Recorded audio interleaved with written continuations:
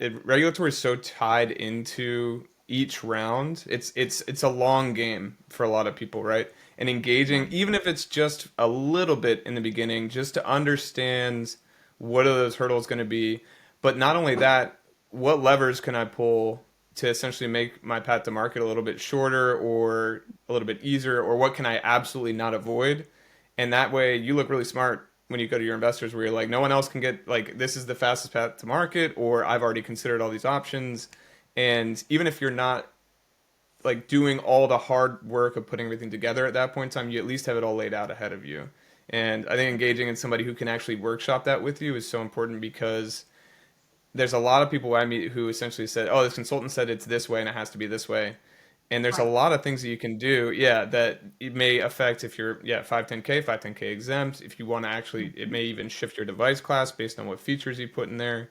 And it has to start really early. So, and I think people always hear that. So that's why I just think it's such a good point. I want to just jump onto something that you said, which is Yeah. so important. I love this. There's a really good friend of mine who says, "Don't let your regulatory strategy drive your business strategy." And I Yes. love that she says that. I think it's so important, right? Because so often what we're looking to do is understand what is it that you want to achieve, and if they can bring us into the fold and helping us to understand what the business objectives are, we can get really creative.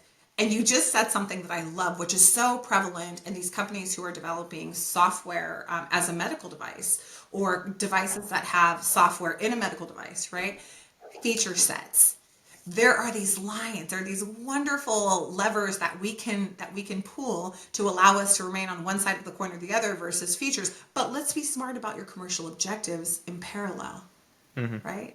Don't, like, be thoughtful about that. And if we can have that conversation, if they're telling you in advance, here's what we want to achieve, and you can say, all right, here's what we can do with it from a regulatory perspective, if we can modify these features, but let's always challenge against the litmus of what your business objectives are.